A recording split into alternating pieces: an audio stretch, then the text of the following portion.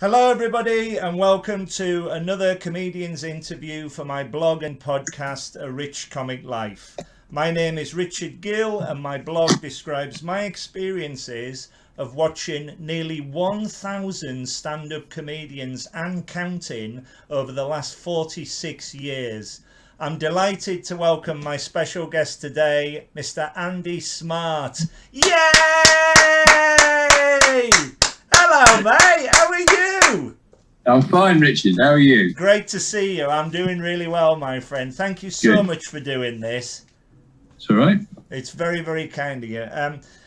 Over the next hour or so, we're going to talk about your illustrious comedy career. And I'd like to go right back to the start and ask you, please, how did you become a comedian in the first place? Right. Well, I actually wrote all this up in a book that came out 2 years ago called A Hitch in Time. Brilliant. And it was for the AA that when they decided to go into travel publishing. So I wrote, it's basically a hitchhiking journey. And what I did was in 82, I went hitching off from Liverpool to go to the World Cup in Spain. Brilliant. And ended up sleeping on the beach at Biarritz quite a lot. And then I went round for the England-France game and met this bloke, and he said, why don't you come to Pamplona next week, run with the Bulls? So I met up with him in Pamplona, and then I had all my money stolen and my passport and everything. Right. I just got drunk basically in front of the seat on a balcony in someone's house, and it was a shared balcony, and obviously someone just stole all my money in the night. And so I'd missed the bull run, so I thought, well, I need to stay and do that before I go home. So I'd done TIE up in Liverpool, Theatre and Education, Right, with the 487 group, and I'd learnt to juggle. This guy Ian had taught me to juggle, and so I just borrowed 4 oranges off an American woman and started juggling in the town square. And over the course of the day, I made about 80 quid, had a very nice meal and some wine, and then did the run the next day, got the bus to Bilbao, got a temporary passport, and then hitched back to England. But over the 8 hours of juggling, I sort of got some material together, and I sort of got a little show, by a sort of 10-minute show. So I then started doing that at Covent Garden, and then I joined up with a guy called John Woodall. We did a sort of comedy dance, mime dance thing. He played guitar and sang Bowie songs, and I did really bad dancing to them, comedy dancing. And then he went off to France to become a rep for 1830. So I was on my own, and then that's when I bumped into a guy called Angelo Abella, and he was in a double act as well with a guy called John, who was Australian, and his John went back to Australia. My John had gone to France, and so we said, well, do you want to team up? And we just started mucking about. And we started off as Burkus Circus, and we would just do these terrible mime things. We'd do like a trapeze where we just have 2 sticks and we'd sort of run across and move down. Yeah, and we had a dog act where I was the dog, and I was a Great Dane, so I'd go to be or not to be, and it was just all silly jokes, really. Yeah. And then from that, we started doing sort of Mickey takes of films. So we would just take the title of a film and then just do a 2-minute sketch on it, or maybe one part of the film we do a sort of joke about it, and they became really popular. So we started.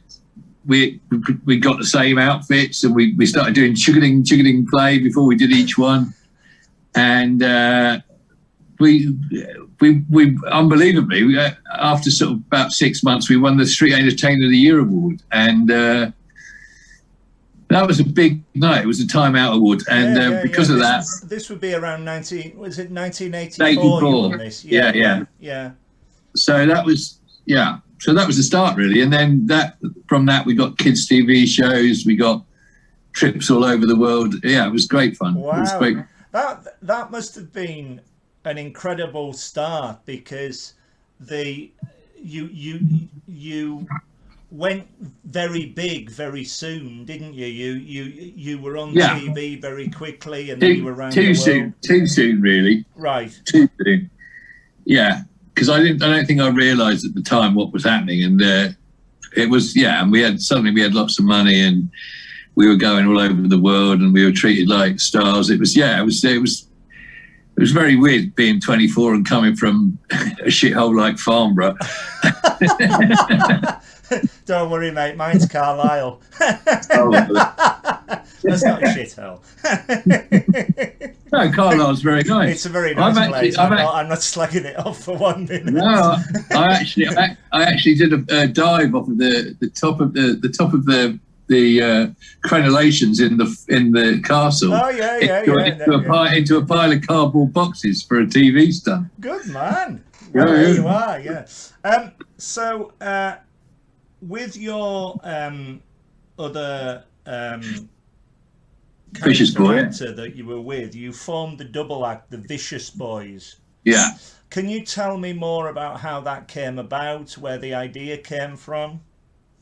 Well, that's what I was just saying. It was all, we were on the street, and his partner had gone off, and my partner had gone off, and we used to just make each other laugh a lot, sitting around, because there was a lot of waiting around at Covent Garden in those days. It was the height of the street entertaining down there, and there was two spots, an indoor spot and the outdoor on the cobble spot, and you would have to queue up from midnight on the Sunday until 8 o'clock in the morning on the Monday to get your spot to find out which spot you'd have that week. Sometimes you get two, but most weeks in the summer you would only get one spot. And so it became like a really precious thing that when you got that half hour, you had to go out and you had to knock them dead. You had to get them to come in and want to see what you were doing. And then at the end, you had to make them want you to pay you. If you weren't good, they would just walk away. They wouldn't give you any money. So it was a very, very quick learning. Curve because you had to, you just had to come up with something. And we used to make a lot of it up because we used to sort of improvise a lot of it, and we'd ask the audience for a film title, and then we'd just make a scene up based on whatever they said. So that was the start of me doing improv as well. Right. Yeah. When you mentioned about the juggling when you first started off, there's the story I always remember myself was I first came down to London in 1992, and I've been going to the Comedy Store for years. That was the first club I went to, and obviously we'll move on to the Comedy Store players in a moment. There was an act on that I cannot for the life of me remember, but they were a juggling act, and they would Steve Rawlings. It would be Steve Rawlings. He was juggling fruit. Yeah. Now, what he was doing with his act, he would. I saw him on the Thursday night, and then I saw him again on the Saturday night without realising he was on the second time. I was with a friend of mine, and it was another mixed bill, but he was on again. So the Thursday, he's juggling the fruit, and he nodded his head to the audience, and he threw an apple into the audience. The audience member caught the apple, and he threw it back, and he carried on juggling. So by the time it came to the Saturday night, I said to my friend, "Oh, this act's really good." And he's doing the juggling, and he nodded to me as I was drinking my pint, and he threw the apple and he went and I'm sitting there going, I've ruined this band's act because I couldn't throw it back. It was all over the place. And thank you so much for that. It probably was him, because he just looked at me and grinned like he did. Thank God he laughed back. But I was so embarrassed. Anyway, so let's move on to the Comedy Store. You've been a regular member of the infamous Comedy Store players since 1995.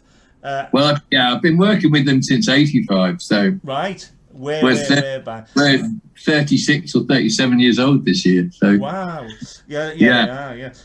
How did that start? How did you get involved with them? Well, because Angelo and I were doing improv in our show, and we did a whole Edinburgh show where we just improvised the whole show every night. Yeah. And so the players asked us when the thing with the players is that if they get a TV job, then they need a replacement. So they have a sort of a core number of guests that they can call in, and I was just one of those. And then when Sandy left, there was a bit of a vacancy on a Wednesday because Paul didn't want to do Wednesdays, and that's when they started in '95. So then they asked me to become a pool player on a Wednesday, and then from that, with everyone's tours and gigs, and Josie doing her plays, and Neil doing his business talks, and Richard doing his adverts and stuff, the chance came up for me to sort of become a pool player. So, and I was so honoured when they asked me, because it's such a big part of that group. It's so prestigious, but it's also as well they are probably the best in the country, and that's down to the amazing people that are in it. So thank you for all the laughs over the years. I've been going for years and years and years. Well, we all love doing it, and we all love making each other laugh as well. You seem to be, whenever I see you, you seem to be fearless and extremely confident when you're on stage with an audience. How do you cope if you get any nerves beforehand or before you go on stage? Do you get any? Are you nervous before you walk off? Not at the Comedy Store, because that's like my living room. I've probably done, 25 years. So that's probably say 80 shows a year. That's we're looking at a lot of shows there, 2,000 shows probably, and. Yeah, so that's like going on in my living room. But like when we do the big ones like the Globe or the Regent's Park Theatre, then you do get nervous there, because obviously you're playing to like 1,400 people. The Globe's such a special gig, you don't want to muck it up. Sure, yeah, of course. Yeah. You want to do your best stuff. So yeah, I get nervous for that one. So I'll usually go away from everyone else and have a fag and get my head together, and maybe a bottle of lager before I go on, and then as soon as you're out on stage and you get the first laugh, all that goes, and you're just into it. Then you're not even thinking about what you're doing. Improv is very weird, because you actually have to stop thinking. You just have to say what comes into your head, and it's such a weird thing, because sometimes you don't know why you've said something at all. Just pops out. It's an extraordinary comic device, improvisation, because as you say, you never know what's going to happen, and I think that's the beauty of it. Every single show is different, and it's always amazing to watch. How do you approach, if you do, improvisational routines based on audience suggestions? If you've heard a suggestion before, do you have a particular way of doing it, or do you try and better it, or how? The weird thing is that as soon as because improvisation, you just saying it, you're already thinking about the next thing. Yeah. When you come off stage, you can't actually remember what you've said. It doesn't. And the audience, sometimes an audience member will come up and they'll say, "Oh, I saw you last week and you did that thing," and you go, "What? You did the thing about the old lady and you were married to her," and I was like, "What?"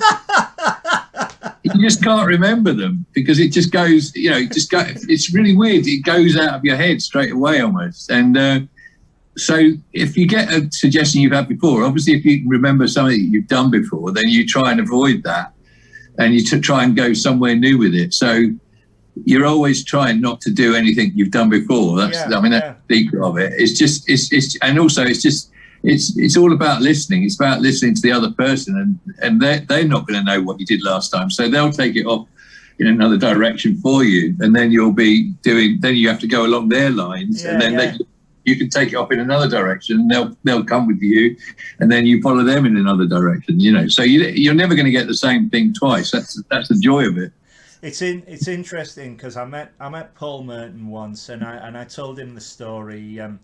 We were watching the Comedy Store players, one week, and I was with a friend of mine from Carlisle, and we both went to see them in London, and he played the game where Paul Mertens leaves the stage, and the has to guess the job. yeah, guess the job, what he does, and he comes back on, and the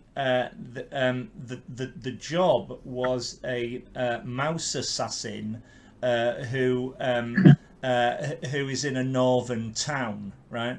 And off the top of his head, as he nearly got it, he looked at the audience and he said, "I assassinate anyone who ever lives in Carlisle." Well, myself and my friend were on the floor laughing. And when I met him, it's interesting what you're saying, because I told him this story, and he was very polite. He grinned away and he said, "Well, I'm sure you understand. We've no idea what we're talking about at the moment." But it was so, you know what he's like. He's like yourself. He's so well timed, and Yeah. you know, it's all. I've talked to a lot of comedians on my interviews, and just to do stand up, it's all about experience of doing it, and I think that must play a major part. It is. I mean, when you've been doing it 40 years with the same people, you know what you know. And you can tell from their eyes when they want you to talk and when they want you to shut up. You can tell, you know, when they've got a good line, because they'll get that look, and you just go, "Anyway, what have you got to say?" And then they'll come in with a zinger, and you just go, "Oh, right, okay." Like me, and I'm as I say, I'm so glad you're here. Whenever I've seen you on in the Comedy Store Players, you've got a wonderful laugh, a wonderful chuckle like I have, and you always seem to enjoy yourself when you're on stage with it, and it's so infectious with the audience, especially when you're watching it, because you're waiting for the next line, etc. Yeah. However, the great thing about improvisation, as I said before, is that each show is different.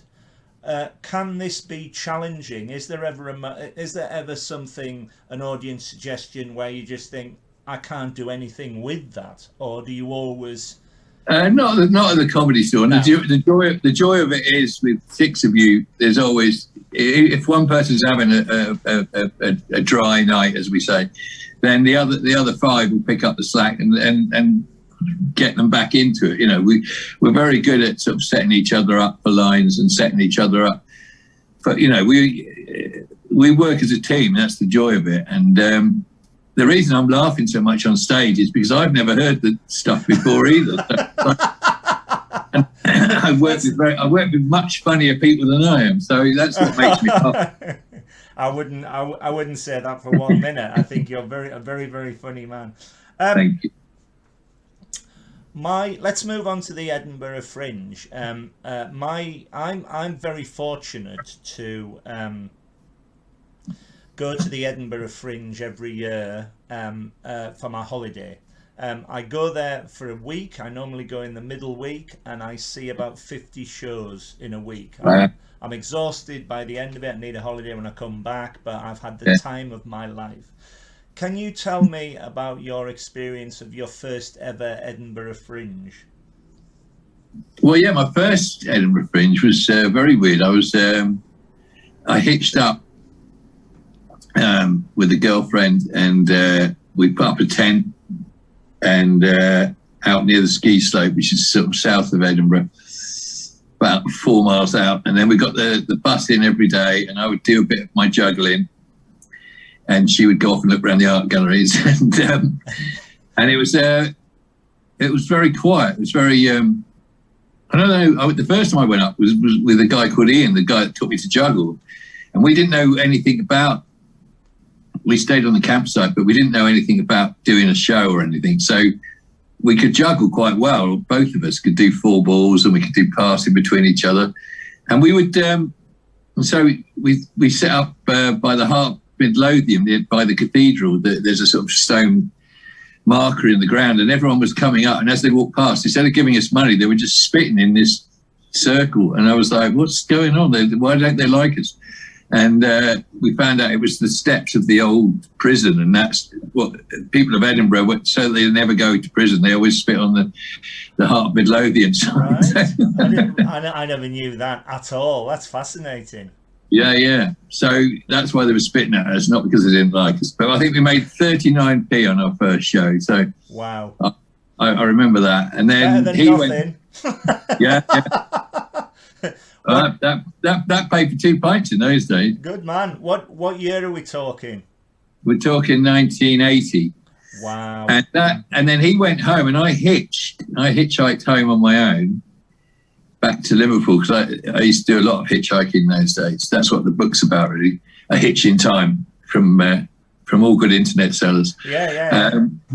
And I was hitching home, and these two lads picked me. It was quite late at night, and these two lads picked me up, and they drove me to. They were driving along, and they said, "You're not going to get a lift now. We're going as far as Selkirk. We'll drop you off. You can come and stay at our house." And I said, "Well, no, it's all right. I'll just." And they went, "You won't get another lift. There's no cars." So I said, "All right." So we went in. They showed me up to this room. It was a big house on the edge of Selkirk, and they showed me into this room. It was called the African room, and it had like loads of like zebra pelts on the walls and assegai spears and lots of masks and stuff. And I said, "You sure your mum and dad won't mind?" Because they were only like 18 and 16. And they said, no, they'll be fine. They'll be fine. We'll leave a note. So I went to sleep, and in this wonderful but huge bed, and woke up the next morning, and I didn't have a watch in those days, and I didn't know what time it was, and I could hear someone moving about. So I thought, it must be breakfast time. So I got up and had a wash, got dressed, walked into the kitchen of this house, went downstairs, walked in the kitchen, and there was this bloke in his dressing gown cooking breakfast. And I said, "Good morning." And he turned around and he said, "Oh, you must be the hitchhiker." And I looked at him and I went, "Yeah, and you're David Livingstone, the head of the Liberal Party." Oh, brilliant. And it was him. And he sat me down and he cooked me a full Scots breakfast. And we chatted about juggling and politics. And it was Billy Livingston. Yeah. Wow. That is amazing. What a story. I know, yeah. So that was the first one. Then I went back and I did a couple more juggling shows. And then Angelo and I went up in '84, and we did the Masonic Lodge with Richard III. So Richard III was a sort of a student production, and it only ran an hour, and they booked the slot for 2 hours. So they asked us to do 45 minutes first half for them. And it was very weird, because it was half the audience were there from our street shows that would come to see us, and the other half would come to see Richard III. And there was one night where we were about 10 minutes in, and this bloke stood up and he said, I've got a question. And we stopped the show and we went, "Yeah, what is it, mate?" And he went, "Is this Richard III?" We went, "No, they'll be on in about half an hour." He went, "Well, I'm going to wait outside then. This isn't for me," he said. That's brilliant. So when you first went up and you did your juggling shows, yeah, that was you on the stage on your own doing? No, that was just on the street. Just out on the street. There was probably only about 20 fringe venues at that point. Right. It was tiny festival. Right. And then when Angelo and I went up, we did the Masonic Lodge first year. Then we did the Wildman at the Assembly, which was when it was on George Street. And then the following year we did the Music Hall. And we were the biggest selling tickets of the festival that year. Wow. Congratulations, that's brilliant.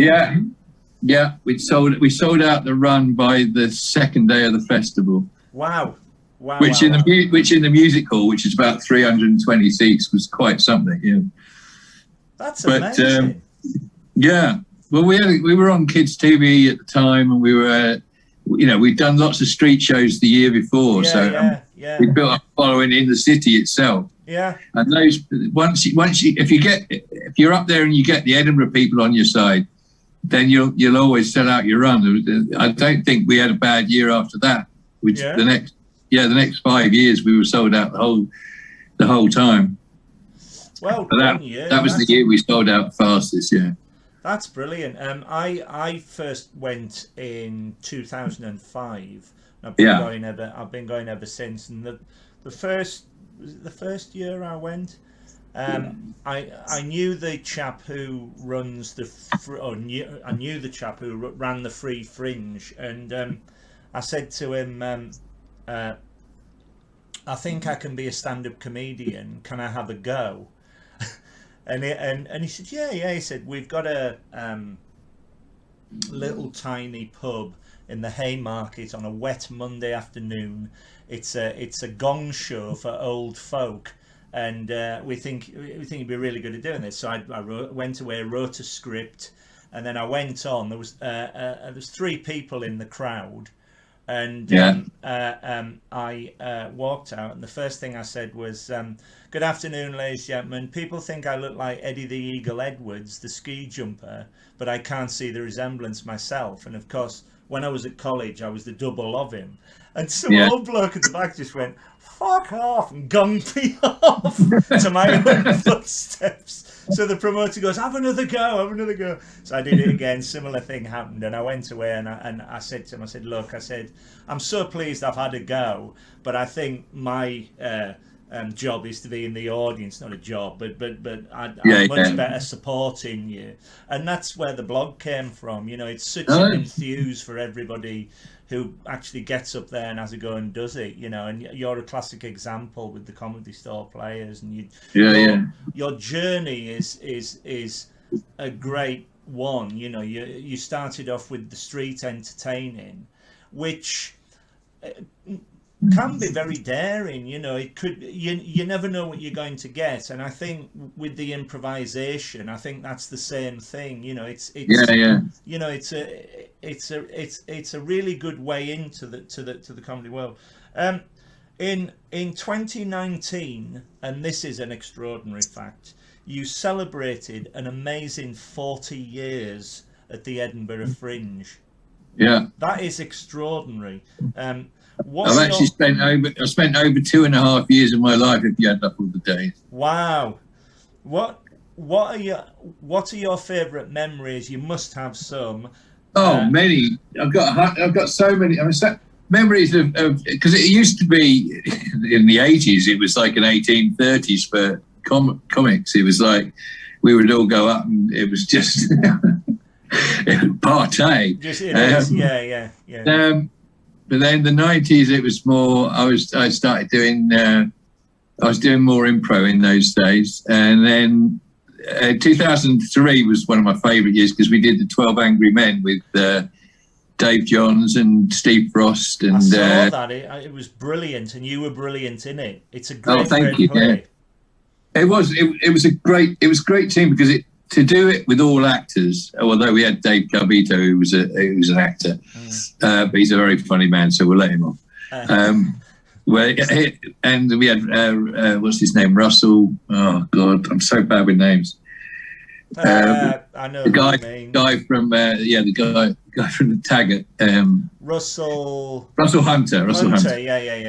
Yeah, and he did. He was great, and he knew that he only had like 3 months to live, and he still wanted to do it. And so it was just like this magical show that we just had so many laughs on it. And there was I mean, we managed. One of the guys knew a BBC producer who knew Galton and Simpson, who asked if we could do the Hancock 12 Angry Men pastiche. Yeah. And I got to play Tony Hancock. Steve Frost was Sid James. Wow. And Russell Hunter played the judge, and it was, and we just we had such a good night. It was 650 people in the main room. That's brilliant. And we raised something like 20,000 quid for charity. Oh, well done. But just to do the Hancock lines and get big laughs on them, and then we went out and partied all night till about 3 o'clock in the morning. And the show was at 12:30 in the morning, and just after lunch. And And I hadn't slept at all. I hadn't been to sleep at all. And we got on stage, and I said, "I'm still hungover. I think I've never been this hungover in my life." And they were all going, "No, you'll be fine. You'll be fine." And we got about 3/4 of the way through the play, and apparently I just fainted. Wow. Yeah, just passed out. So Frosty and Gavin Robertson picked me up and carried me out into the wings. And they asked, Bill Bailey rushed to the front of the stage and said, "Is there a doctor in the house? I've always wanted to." And 4 people came up. There was a paediatrician, a plastic surgeon, a doctor of physics, and someone else. None of them were proper doctors, and they were all just. So I came round with Frosty kneeling on my chest, and he was going, "Stay down, we can go to the pub, stay down." And I was going, oh, that's fantastic. Going, no, I've got to go back on, I've got to finish the show, we've got to finish the show. And someone was sent off to get a Snickers bar because they said that I just had a better low sugar level. That was probably it. So I was still eating this Snickers bar when we started up again. And so the audience couldn't, I mean, I got a big cheer when I did my next line. Yeah. Then it got to the end of the show, and we all walked forward to take the bow. And as we took the bow, the other 11 all fainted. They'd all, in the time that they'd had sat at the table waiting for me to come back on, they planned all this. And so I was just left standing alone in the middle of the stage. They were all just lying around me. They made sure you were all right, and then bang, they were away. Yeah. But then they back at me. I didn't hear the end of it. I still don't hear the end of it. They still remember. That's a wonderful story. It's similar to the famous one with Des O'Connor, where he get back on at the Glasgow Empire. He was at the Glasgow Empire. Yeah. It reminded me straight away of that one. I don't want to go back on. I can't face the audience. And then you've got somebody like Ken Dodd who is describing the laugh from Freud, and he went, "Laughter is a wonderful thing, ladies and gentlemen. Mind you, Freud never played Glasgow Empire on a Friday night." It's not a thing where they're all terrified of it, but with you it was probably, this is serious. And then when you were all right, it's such a wonderful story. I've seen the Comedy Store players regularly, both in London and yearly at the Fringe, most years since 2005 when I first started going. When you tour with them, do you find the audiences differ from place to place? Well, we don't tour so much now. Paul goes out with his improv chums, but I mean, I go out with the Steve Frost Improv All Stars. So but you don't really, with improv, you don't really find that much difference. I mean, we go all over the world. I mean, with the Improv All Stars, we've been, in the last 5 years, we've been to Baku in Azerbaijan. Wow. We've been to Qingdao in China, and Beijing and Shanghai and Ningbo, and we've been out to Hong Kong, Singapore. We've been to Australia twice. We've been out to America. We did a show in New York with it was Neil Malarkey, myself, Steve Steen, and Steve Frost, and Neil was staying with Mike Myers because they had a double act back in the early days. So he said, "Do you want to come down?" And Frosty ran into Eddie Izzard, and he said, "Do you want to come down?" So we actually had a 6-hander. We didn't tell the audience. We didn't put it, but I think someone had obviously told someone, because the gig started filling up as soon as it started. We had an audience, and then by the interval it had doubled. And then in the second half, we came out. We said, "Oh, we've got 2 special guests for you tonight. We've got Eddie Izzard, and we've also got Mike Myers." And the audience just went unbelievable. And that was one of the best evenings of my life. No doubt. Doing improv with that lot. It was just and the noise at the end, and the guy who owned it was Webster's Hall, and usually a sort of rock venue. Yeah. And the guy who owns it had come down, and the bar staff were going, he doesn't come down for even the good music acts, but he's come down and he kept us in the upstairs VIP bar for about 5 hours. He just kept giving us as much alcohol as he could to keep us there. It was a great night. Yeah. Wow.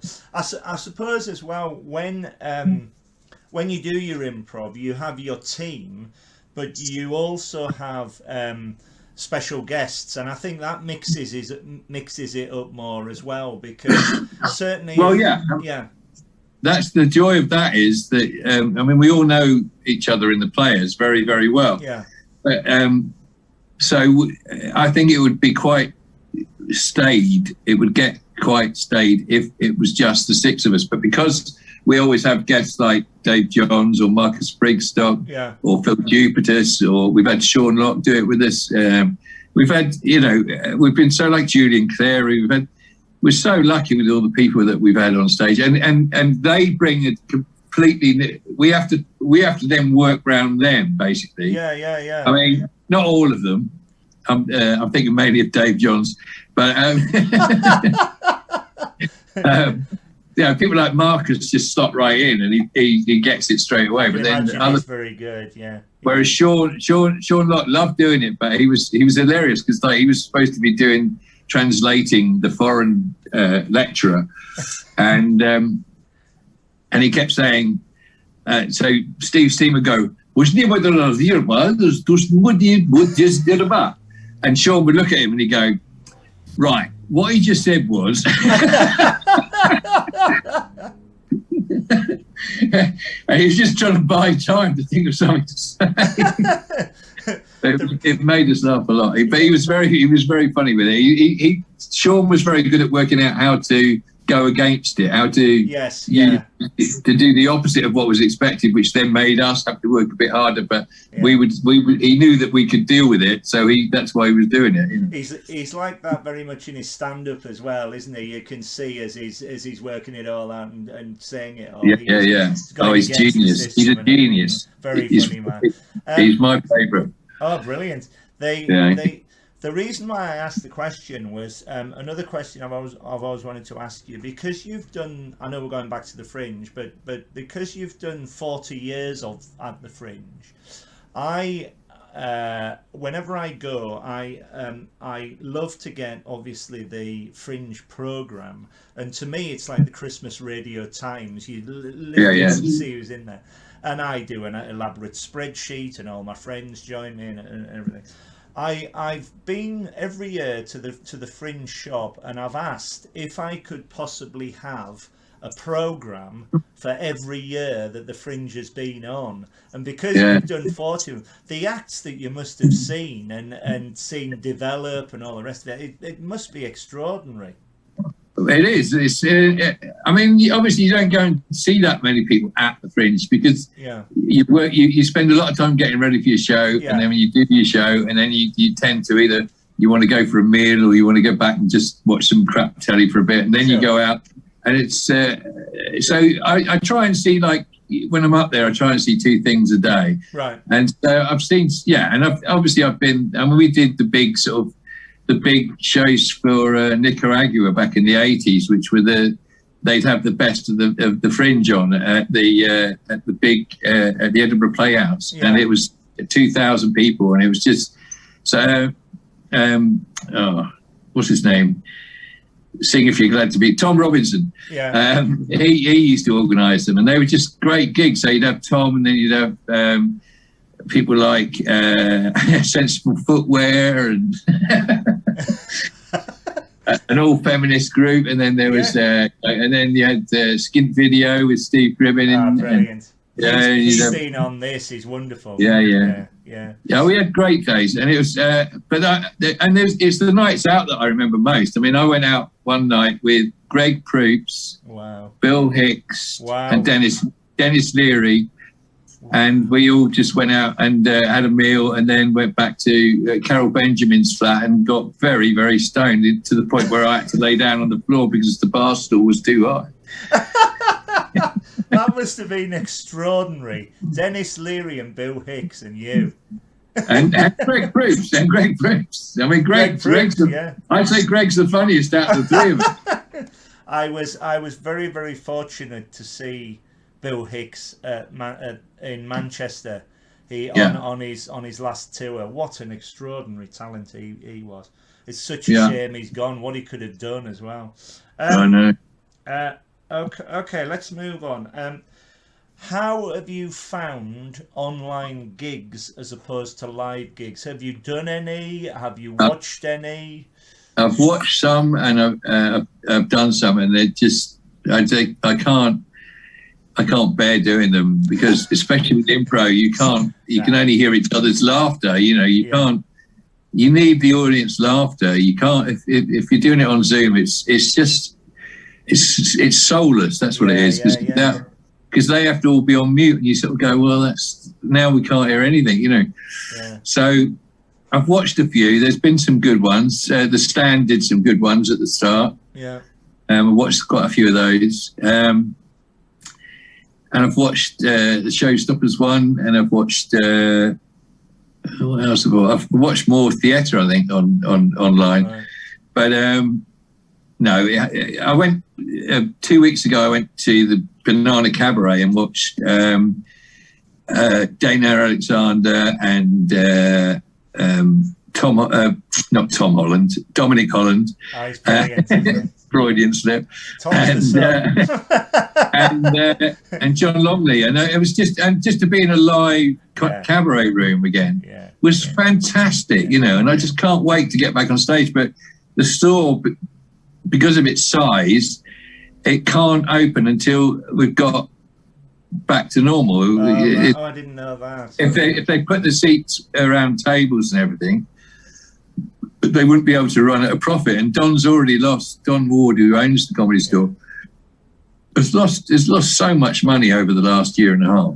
And he's, the rent on that place. 2 years ago it was 250 grand a year just to rent the store. So he's got to cover that before he starts it, and staff wages before he gets any money. So he's waiting. So I think we're going back on the 25th of July is the date. We were supposed to be back there on the 11th of July, and that's been put back to the 25th now. So until I'm actually stood on the stage, I won't believe it, because I've had so many shows cancelled. We had loads on in November. They all got cancelled. We were going to do the Globe, and I just haven't had any money come in from since March 15th last year. I've made about $2,000 just writing for newspapers and stuff. But it's like, I just want to get back on stage and make people laugh and hear that laugh again. I think it's disgraceful that the arts have taken a back seat with all this. I know it's been a horrible, horrible time for a lot of people, but But I mean to completely put it on a back seat and I'm trying to do my best supporting you all with the blog, and I do go to a lot of online comedy as well as live comedy. If online comedy didn't exist, I don't know how I would have got through lockdown. But I totally agree with you. I mean, I go a lot to Always Be Comedy online. I go to Sean James Monday Night Club. I go to Jarlath Regan's Irish one on a Friday night. Go Bruce B. Grafford as an online thing. So he's brilliant. He's brilliant. But there are a lot of online gigs. But I totally agree with you. When they first started doing them, there was no audio, and myself with my loud laugh, I was just sitting here laughing at four walls, and I thought I was going to be taken away. It was ridiculous. But they then opened up the front row, so they had a virtual front row, and the comedians could at least time their gags and chat to the audience and whatever. But I'm with you. I miss so much going out for a few pints on a Saturday night or a meal or something, and then just sitting in a live comedy room, and you're of the moment thinking, right, make me laugh, entertain me. And I've just started going back. I've gone back to Headliners, and they had about 10 comedians on in one night doing 10 minutes, trying to get themselves back into it, And Always Be Comedy's opened up again, and I'm I know we're recording this about June time, but I'm going to the Brighton Fringe at the weekend just for one night, just to see how that goes. But I can't see Edinburgh happening this year. Edinburgh's off. They've just said, yeah. Yeah, I mean, it's such a shame that they've stalled it. But hopefully next year, 2022, it should be back to some sort of normality. But I just feel so sorry for all the great performers who have made me laugh over the years. And please, please, please, live comedy, come back soon. In your illustrious career, do you have a specific comedy highlight? Was there a point where you thought, I can do this? This is my career. I'm enjoying myself here.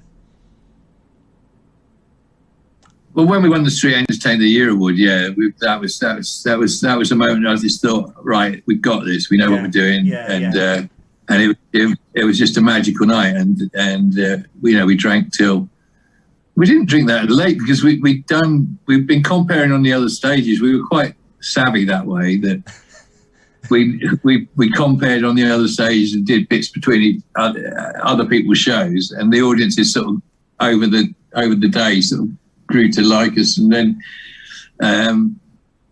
when we did the final performance, we got a sort of standing ovation, and I think it was because we'd done all the weekends comparing. But to get a standing ovation from about 5,000 people you've never met before, and my mum and dad were there, and my sister, and brilliant! It was just a magical moment. And then they showed, So and it was all filmed by Cubby Broccoli of all people. And it was shown on the Boxing Day, the following Boxing Day, and so the whole family got round the telly, and it was just watch. It was I got like hairs on the back of my neck went up when I watched us do the final performance, because they edited it so beautifully. And he then ended up he offered us the role in Spaceballs, Mel Brooks movie of the two idiots. Yeah. In Spaceballs, and we had to go to Cubby Broccoli's house. Wow. And do this, and then he filmed it all and sent it off to Mel Brooks, and Mel Brooks went, I don't want these two. But again, what an experience. That's extraordinary. Yeah, it was a lot, yeah. Wow. It was mad times. I love Mel Brooks films, and I love Mel Brooks. It would have been such a joy going over and work with him. Yeah. I used to go to a lot of TV recordings. I saw a lot of Parkinson being recorded, and I saw Gene Wilder being as a guest on that. And I was always a massive fan of Gene Wilder. And my mum and dad were in America on holiday when I was very, very small, and met Gene Wilder, who was staying in the same hotel as Nana. But of course I was too young to realise. But what a great comic actor, and they were great together. He would always have him when he could in his films. He's brilliant, Mel Brooks. Who are your favourite comedians, past and present? Well, and of the old ones, it would be people like Tommy Cooper, made me laugh a lot, and the Marx Brothers. You can see a lot of the Marx Brothers in what the Comedy Store players do these days. There's who else? I used to like Les Dawson a lot, the way he used words, and Morecambe and Wise always had me on the. I'd always be sat front and centre. Well, I'd lay on the floor in front of the whole family and watch Morecambe and Wise. And of the new ones, I'd say, I mean, Sean Knox the King, to me, is the best. And then I'd say James Acaster's just doing some fantastic stuff. I love watching Marcus when he's doing when he did his Devil show was fantastic. Oh, superb. That fantastic. Who else do I like? I like I don't know. I tend to find, I tend to go out and like yourself, go and watch lots of live comedy, because I love laughing, and that's that was my follow-on question. Like me, do you go to a lot of gigs as a member of the audience? Yeah, a lot. Yeah, Yeah. I especially, you know, if we're at a festival, like if we're at like Galway or Kilkenny, Sure. and you've got your artist pass can get you into any show, so you just go all day and watch shows and drink Guinness all day. You know, it's fantastic. Yeah. I love that. And you see, you know, I've seen weird stuff like Neil Hamburger, and then you go and see Jason Byrne, and Tommy Tiernan, and I mean Tommy's fantastic. Yeah, Tommy Tiernan's one of the best comics we've got at the moment. Yeah, without a doubt. It's fascinating because your choices are similar to mine. I mean, the reason why I love comedy is Morecambe and Wise. I never got to see them live, but I've all the books and everything behind me that I've read all about them. I've seen plays about them. The first act I ever saw in 1975, something like that, I'd be 7, was Les Dawson on holiday, and he was just amazing with the piano and all the rest of it. And then a year later we saw Tommy Cooper in Scarborough, and the curtains opened, there was nothing on stage but a bed, and he's lying on it, and one woman in the audience started crying with laughter, and it just trickled round, and he hadn't done a thing, and after about 10 minutes he popped his head up and went, what, has somebody come on? And I thought, this is genius. And then amazing. I saw the two Ronnies, I saw Ken Dodd. In the 80s I saw Rick Mayall in Carlisle, Ben Elton, Tom Skinner, French and Saunders, on and on and on and on. And then got the alternative boom, and then it started with the Edinburgh Fringe in 2005. But you're right about James Acaster. There's a testimonials page on my blog, and he's written one, because whenever I see him in a crowd, he always acknowledges me. And he said, and in the testimonials, he said, if I wasn't a comedian, I would happily sit next to Richard Gill all day and make him laugh. And I just thought that was wonderful. And I thought that's genius, because that's the whole point of doing it, I suppose, isn't it? Okay. I've so much enjoyed chatting to you. I could talk to you all night because you've got so many stories.